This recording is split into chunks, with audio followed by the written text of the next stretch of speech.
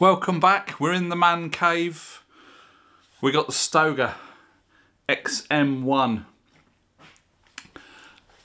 A couple of videos I've put out previously with this rifle is it is massively overpowered and the power drops down so fast, accuracy is all over the place. So I ordered, before I even got the rifle in my hands, I ordered some transfer ports. So there is a chap that did a video stripping these down.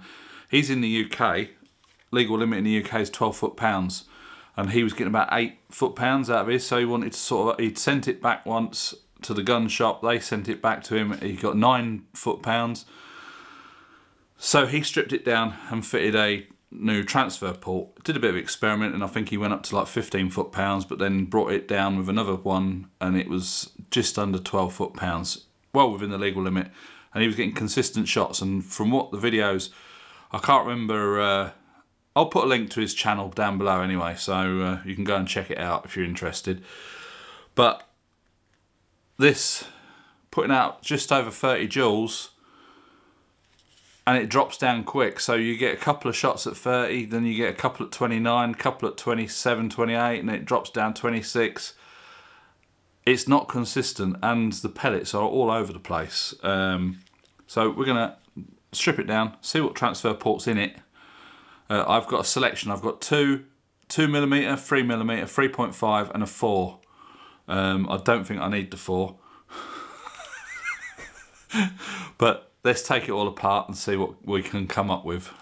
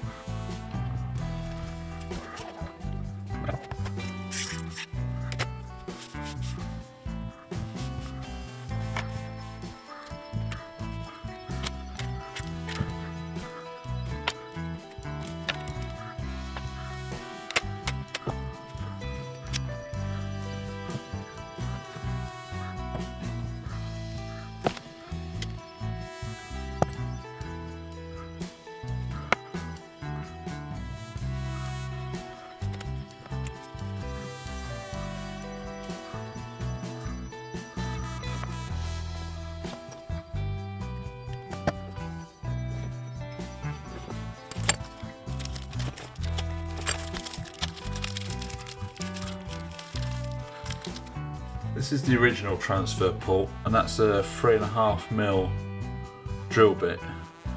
Now, the hole in the breech is, I don't know if that's 3.5 or 3mm. I haven't got any measure. What's these ones here? Are these bigger?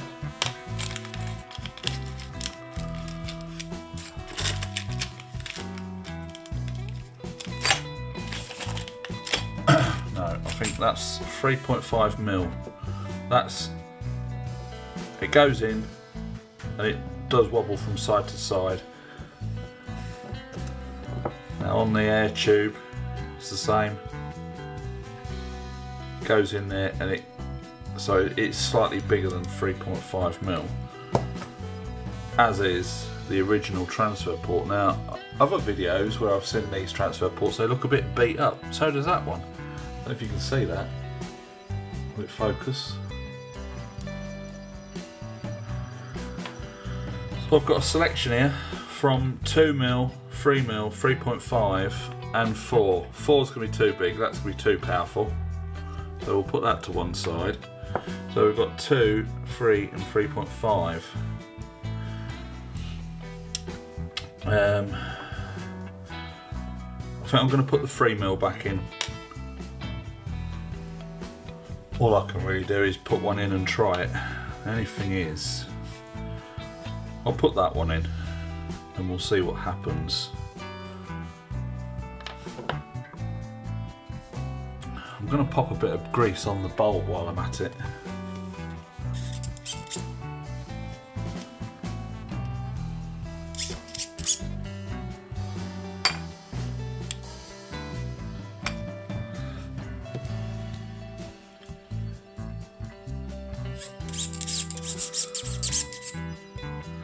I'm going to put a bit on it and then clean it off.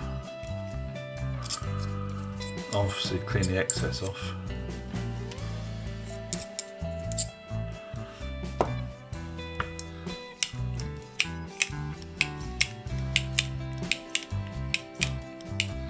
Obviously these are budget air rifles, so they're made to a price, so they're not finished off inside perfectly. The outside looks lovely, but inside is just like rough edges and stuff, which is not a problem.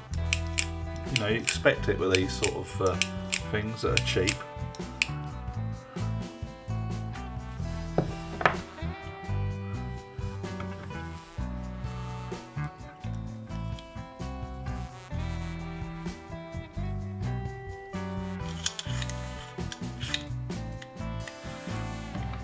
Try and squeeze it together and tighten it up. I don't want to go too tight, I just want to nip it up.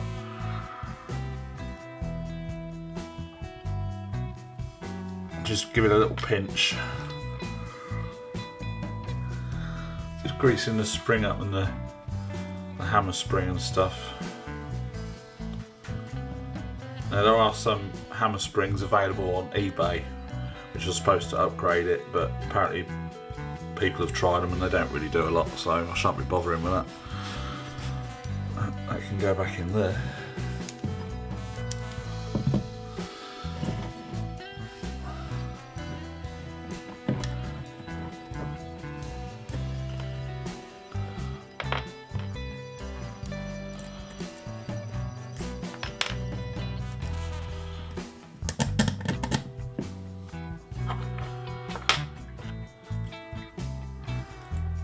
Give that little pinch.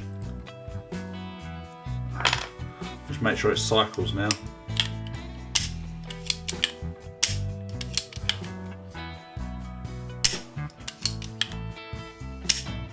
And with the barrel you've got some rubber seals on there. I'm just going to put a little bit of grease on them so that they don't get nicked on the way in there, help them slide in a bit easier.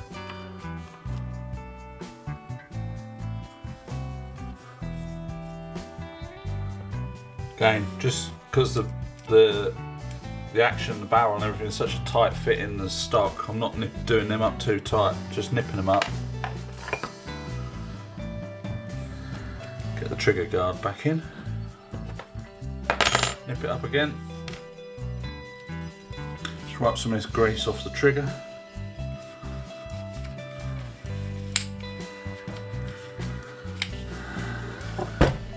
One more time, make sure it cycles alright.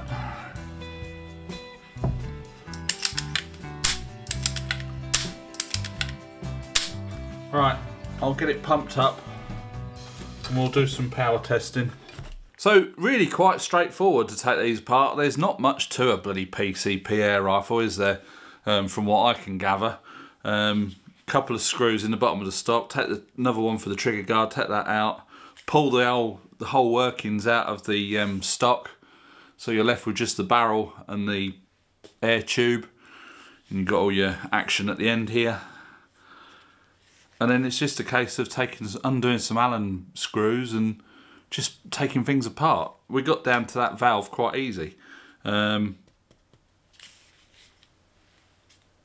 is holding air, so that's pretty good. The transfer port that was in it looked a bit damaged on the edge. Whether that's anything to do with it, I think I've gone for the 3mm. I think that I've got one that's smaller, 2mm. So I'm going to fire this through the chronograph now and see if the initial shot's power has come down. This should be, by all rights, a 20 dual rifle for the legal limit of France. Now, obviously, yes, I've got a license. Power limits don't really affect me, But as I said in the previous videos shooting this, I would rather have consistent accuracy than shitloads of power. So let's fire it through the chronograph and see what we can come up with. 0.93 of a gram, these pellets. Oh dear.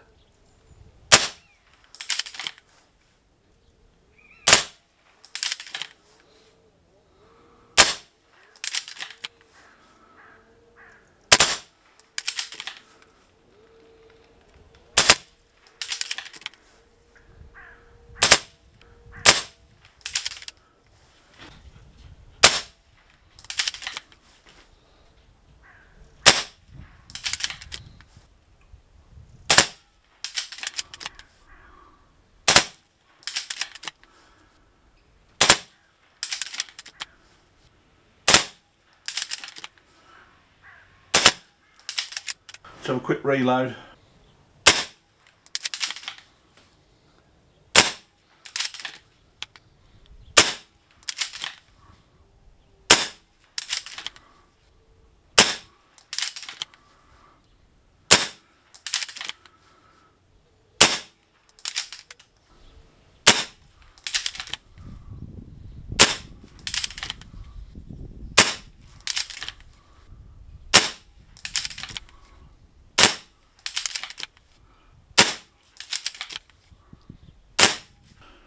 So 14 shots, we're now down to, oh, what's that, 100 bar? No, 14 shots we was down to 150 bar, 28 shots we're down to about 100 bar, but it's still quite powerful. That was rather interesting, wasn't it? It's more powerful than it was before, bloody hell. It's a smaller transfer port. You saw it on the video when I was changing it over. So yeah, that's smaller. But I will say it was more consistent shooting. The power stayed. I think the first shot was about 33 or so. I can't remember now. I've had lunch since I've shot through the chronograph. But the first 7 shots was all up around 30 joules. Then the second 7 shots was all around about 28 to 30 joules. The power was consistent, so whether something wasn't quite put together properly on this, and it was very erratic on the power. 14 shots we was down to about 100 and can't see what that is.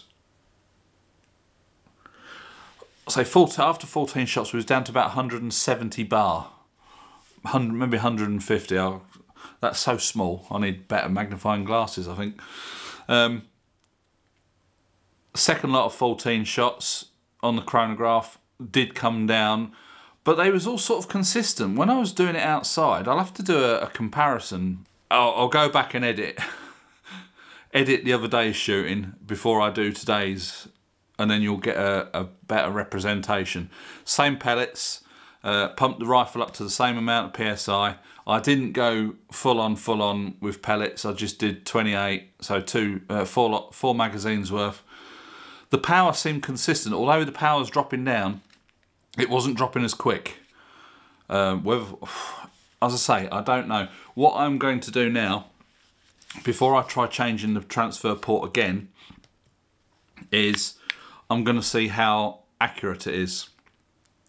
If I can zero the scope in sort of like after the first few shots, and then yeah.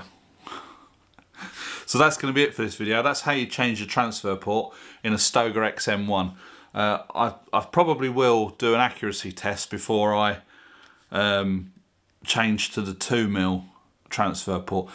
Now on the transfer ports I've got, they look like they're machined slightly different. Like the larger ones, I don't know if you can see from this picture I'm about to put up, they've got equal bit sticking out either side. Now on the smaller ones, the 2mm and the, I'm assuming that's a 3mm. I thought I put the 3mm in here. The other two seem to be offset, so whether that'll make any difference when I put those in this rifle, I don't know. All I can do is test it.